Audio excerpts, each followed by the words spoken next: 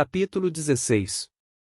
A essas palavras, o homem deitado levantou-se e seu rosto surgiu na luz, cabeça magnífica, fronte alta, olhar altivo, barba branca, cabelo basto penteado para trás. O homem apoiou-se com a mão no espaldar do divã que acabava de deixar. Seu olhar parecia sereno. Via-se que uma doença lenta minava-o gradativamente, mas sua voz pareceu ainda forte quando ele disse em inglês, e num tom que denotava extrema surpresa: "Eu não tenho nome, cavalheiro." "Conheço o senhor," replicou Cyrus Smith. O capitão Nemo cravou um olhar inflamado no engenheiro, como se quisesse aniquilá-lo. Então, caindo sobre as almofadas do divã, murmurou: "Afinal, o que importa? Vou morrer mesmo." Cyrus Smith aproximou-se do capitão Nemo e Gedeon Spilett tomou sua mão, julgando-a febril. Ayrton, Pencroff, Arbuthnot mantinham-se respeitosamente à distância, num recanto daquele magnífico salão, cuja atmosfera parecia saturada de eflúvios elétricos. O capitão Nemo retirara bruscamente a mão e, com um sinal, convidou o engenheiro e o repórter a sentarem. Todos o observavam com genuína emoção. Então era ele a quem chamavam de o gênio da ilha, a poderosa criatura cuja intervenção, em inúmeras circunstâncias, havia sido tão eficaz, o benfeitor ao qual deviam tanta gratidão. Onde Pencroff e Nab esperavam encontrar um semideus, tinham apenas um homem, e esse homem achava-se à beira da morte. Mas como era possível Cyrus Smith conhecer o capitão Nemo? Por que este se levantara com tamanha vivacidade ao ouvir pronunciado aquele nome, o qual devia julgar ignorado por todos? O capitão tornara a acomodar-se no divã e, reclinado, observava o engenheiro, sentado ao seu lado. "Conhece o nome que eu adotava, cavalheiro?" perguntou. "Conheço," respondeu Cyrus Smith, "assim como conheço o nome deste admirável aparelho submarino." "O Nautilus," disse, quase sorrindo, o capitão. "O Nautilus. E sabe quem eu sou?" "Sei. Já faz, contudo, 30 anos que não tenho nenhum contato com o mundo habitado, 30 anos que vivo nas profundezas do mar, único ambiente em que encontrei independência. Quem teria traído meu segredo? Um homem que nunca firmou compromisso com o senhor, capitão Nemo, e que, por conseguinte, não pode ser acusado de traição. Aquele francês que o acaso jogou a bordo de minha embarcação, 16 anos atrás, 133. Ele mesmo. Quer dizer que esse homem e seus 2 companheiros não pereceram no maelstrom que sorvera o Nautilus? Não. E, sob o título 20.000 léguas submarinas, foi publicado um livro contando a sua história. Poucos meses de minha história, cavalheiro. Reagiu prontamente o capitão. É verdade, concordou Cyrus Smith, mas poucos meses de uma vida tão estranha bastaram para torná-lo conhecido. Como um grande criminoso, sem dúvida, completou o capitão Nemo, deixando um sorriso de altivez se lhe desenhar nos lábios.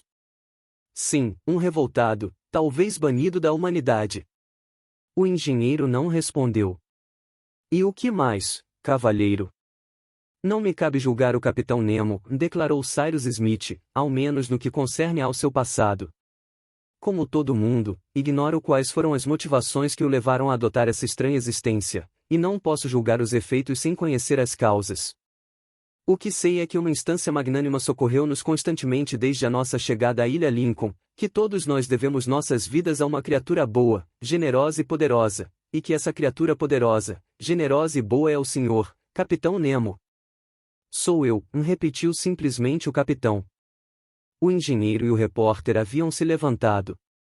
Seus companheiros se aproximaram e a gratidão que transbordava de seus corações estava prestes a traduzir-se em gestos, palavras.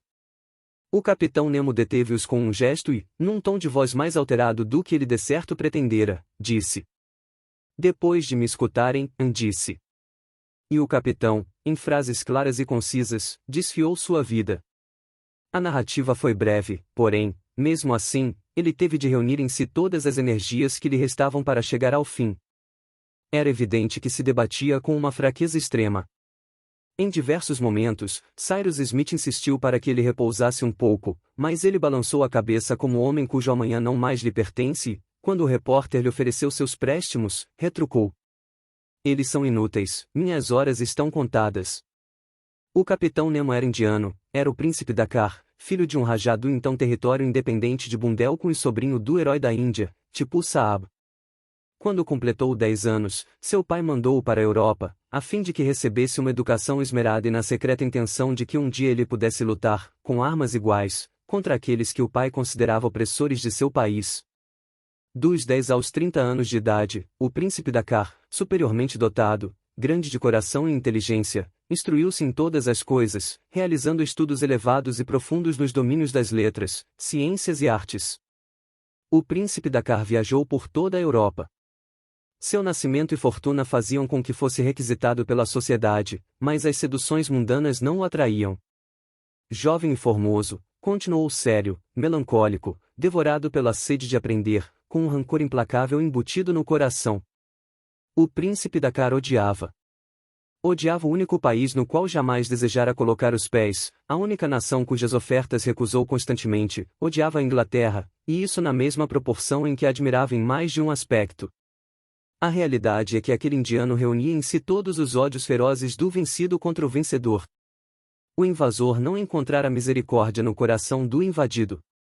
Filho de um soberano cuja servidão o Reino Unido só formalmente conseguirá impor, aquele príncipe, da família de Tipu Saab, educado nas ideias de reivindicação e vingança, tendo inelutável amor por seu poético país aviltado pelos grilhões ingleses, jamais quis colocar os pés naquela terra, para ele maldita, a qual a Índia devia sua escravidão.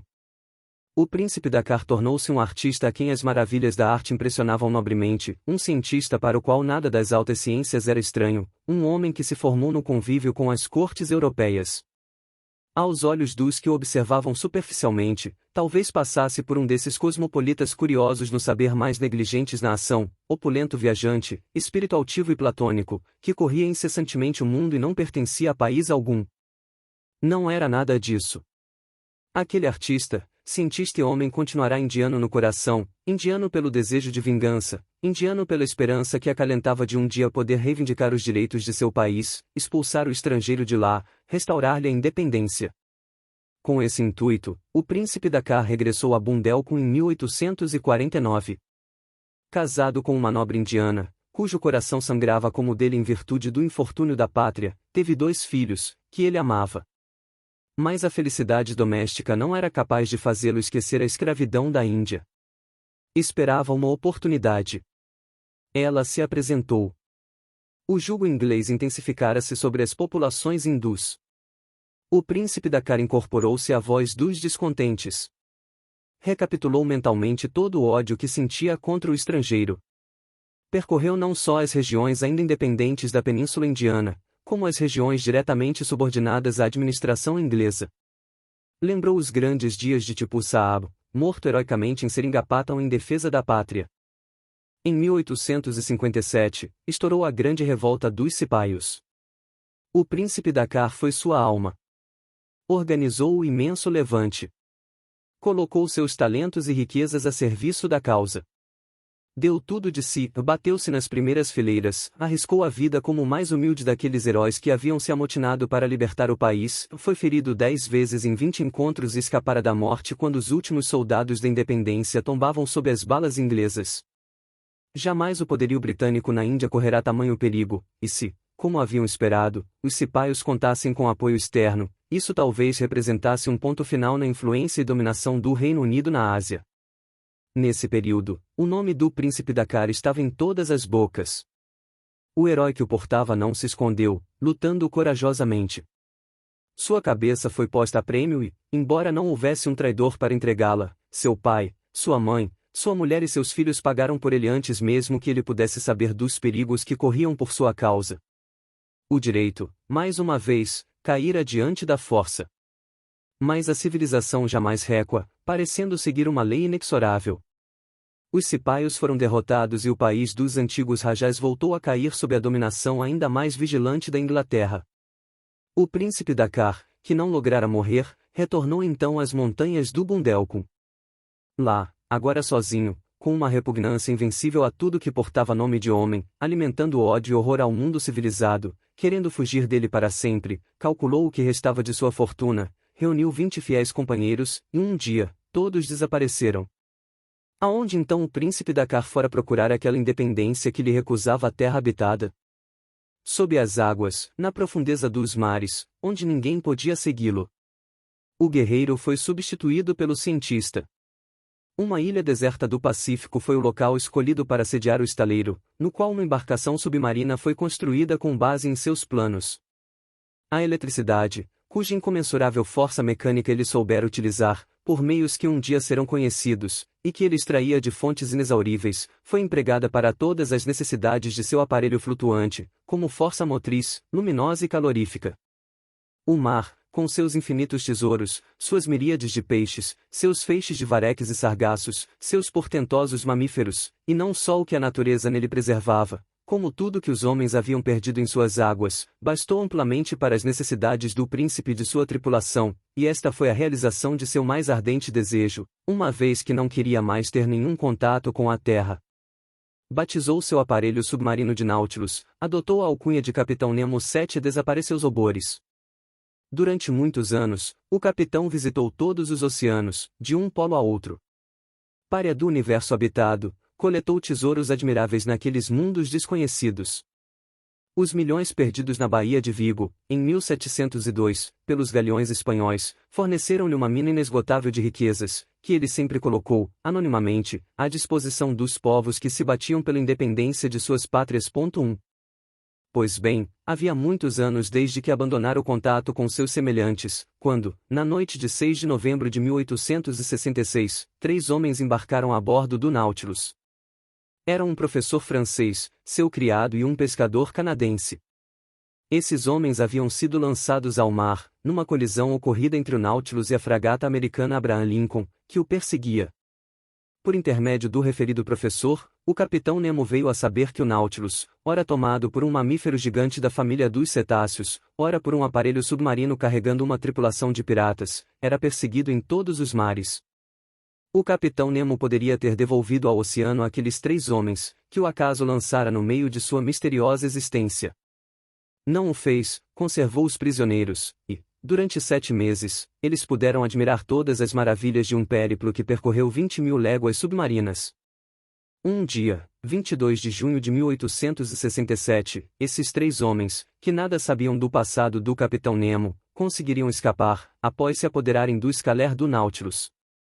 Entretanto, como naquele momento o Nautilus fora arrastado para a costa da Noruega, nos turbilhões do Maelstrom, o capitão julgou que os fugitivos, afogados nos terríveis redemoinhos, haviam encontrado a morte no fundo do abismo. Por conseguinte, ignorava que o francês e seus 2 companheiros haviam sido milagrosamente arrastados para o litoral, que pescadores das ilhas Lofoten os haviam recolhido e que, ao regressar à França, o professor publicara um livro no qual os 7 meses daquela estranha e audaciosa viagem do Nautilus eram narrados e oferecidos à curiosidade popular. Por muito tempo ainda o capitão Nemo continuou a viver daquela forma, correndo os mares. Porém, paulatinamente, seus companheiros faleceram e foram repousar em seu cemitério de coral, no fundo do Pacífico. O vazio instalou-se no Nautilus e no fim o capitão Nemo foi o único sobrevivente de todos que se haviam refugiado com ele nas profundezas do oceano. O capitão Nemo tinha então 60 anos. Vendo-se só, levou o seu Nautilus para um dos portos submarinos que às vezes lhe serviam de escala. Um desses portos situava-se embaixo da ilha Lincoln e era ele que nesse momento dava asilo ao Nautilus. O capitão Nemo encontrava-se ali fazia 6 anos, sem navegar, à espera da morte, isto é, do instante em que seria reunido a seus companheiros, quando o acaso o fez assistir à queda do balão que carregava os prisioneiros dos sulistas. Passeava sob as águas em seu escafandro, a algumas centenas de metros do litoral da ilha, quando o engenheiro foi lançado ao mar. Um impulso generoso arrebatou o capitão, e ele salvou Cyrus Smith. A princípio, Nemo quis fugir daqueles 5 náufragos, mas seu porto seguro estava fechado, em consequência de um levantamento do basalto que se produzira sob a influência das ações vulcânicas, e ele não podia mais atravessar a entrada da cripta. Onde ainda havia água suficiente para uma ligeira embarcação atravessar a barra, não havia para o Nautilus, cujo calado era relativamente considerável. O capitão Nemo, por força das circunstâncias, lá ficou e pôs-se a observar aqueles homens lançados sem recursos sobre uma ilha deserta, mas não quis ser visto. Pouco a pouco, percebendo que os náufragos eram honestos, enérgicos e ligados uns aos outros por uma amizade fraterna, interessou-se por seus feitos e sua sorte. Quase involuntariamente, penetrar em todos os segredos de sua existência. Por meio do escafandro, era-lhe fácil chegar ao fundo do poço interno de Granite House e, subindo pelas saliências da rocha até sua boca superior, ouvir os colonos contar o passado e analisar o presente e o futuro. Por intermédio deles, soube da imensa luta dos Estados Unidos contra os próprios Estados Unidos para abolir a escravatura. Sim. Aqueles homens eram dignos de reconciliar o Capitão Nemo com a humanidade, que tão honradamente eles representavam na ilha. O Capitão Nemo salvara Cyrus Smith. Foi ele também quem guiou o cão até as chaminés, que rechaçou o top das águas do lago, que fez encalhar, na ponta do destroço, aquele baú contendo tantos objetos úteis para os colonos, que empurrou a canoa na corrente do Mercy, que lançou a corda do alto de Granite House por ocasião do ataque dos símios, que, por meio da mensagem dentro da garrafa, revelou a presença de Ayrton na ilha Tabor, que mandou o brigue pelos ares ao plantar um torpedo no fundo do canal, que salvou Arbor da morte certa. Providenciando o sulfato de quinino, que, finalmente, disparou nos piratas aquelas balas elétricas, cujo segredo detinha e empregava em suas caçadas submarinas. Assim se explicavam inúmeros incidentes aparentemente sobrenaturais e que, sem exceção, atestavam a generosidade e o poder do capitão. Aquele grande misantropo, no entanto, ainda não saciara sua sede do bem. Como tinha conselhos úteis a dar a seus protegidos, e por outro lado, sentia o coração bater resserenado ante a proximidade da morte, convocou, como sabemos, os colonos de Granite House, por meio de um fio com o qual conectar o curral ao Nautilus, dotado de um dispositivo alfabético. Talvez não tivesse feito isso, se soubesse que Cyrus Smith conhecia o bastante de sua história para dirigir-se a ele como Nemo. O capitão terminara o relato de sua vida. Cyrus Smith então tomou a palavra, lembrou todos os episódios em que Nemo havia exercido sua influência benfazeja sobre a colônia e, em nome dos companheiros e do seu, agradeceu à generosa criatura a quem tanto deviam. Não passava pela cabeça de Nemo, contudo, reclamar a paga pelos serviços que prestara. Um último pensamento agitava seu espírito e, antes de apertar a mão que o engenheiro lhe estendia, proferiu: "Agora, cavalheiro, agora que conhece minha vida, julgue-a." Falando assim, o capitão aludia evidentemente a um grave incidente, de que os 3 estrangeiros lançados a bordo de seu submarino haviam sido testemunhas, incidente que o professor francês necessariamente contará em seu livro e cuja repercussão fora de certo terrível. Com efeito, alguns dias antes da fuga do professor e de seus 2 companheiros, o Nautilus, perseguido por uma fragata no norte do Atlântico, arrojara-se como um ariete contra ela, afundando-a sem misericórdia. Cyrus Smith compreendeu a alusão e permaneceu calado. "Era uma fragata inglesa, cavalheiro", exclamou o capitão Nemo, voltando a ser por um instante o príncipe Dakar, "uma fragata inglesa, bem entendido? E me atacava. Eu estava acuado numa baía estreita e pouco profunda. Precisava passar e passei." Então, com uma voz mais calma, acrescentou: "A justiça e a lei estavam do meu lado. Em todas as partes do globo disseminei o bem na medida em que pude e o mal na medida em que o devia fazer. A justiça nem sempre está no perdão." Alguns instantes de silêncio sucederam a essa resposta, e o capitão Nemo repetiu a pergunta: "O que pensam a meu respeito, senhores?" Cyrus Smith estendeu a mão ao capitão e, conforme ele pedia, respondeu com uma voz grave: "Seu erro, capitão, foi ter julgado possível ressuscitar o passado, lutando contra o necessário progresso. É o tipo de erro que alguns admiram, outros criticam, mas do qual só Deus é juiz e o qual a razão humana deve absolver. Podemos combater o erro dos bem-intencionados, mas não deixamos de estimá-los. Seu erro é daqueles que não excluem a admiração e seu nome nada tem a recear do julgamento da história. Esta aprecia as loucuras heroicas, muito embora condene seus resultados." O peito do capitão Nemo estufou e ele apontou a mão para o céu, murmurando: "Errei ou tinha razão?" Cyrus Smith continuou: "Todas as grandes ações remontam a Deus, pois dele brotam. Capitão Nemo, as pessoas honradas aqui presentes, a quem o senhor socorreu, irão chorá-lo por toda a vida." Arbor aproximara-se do capitão. Dobrou os joelhos, tomou sua mão e beijou-a. Uma lágrima escapou dos olhos do moribundo. Eu te abençoo, meu filho. Foram suas palavras.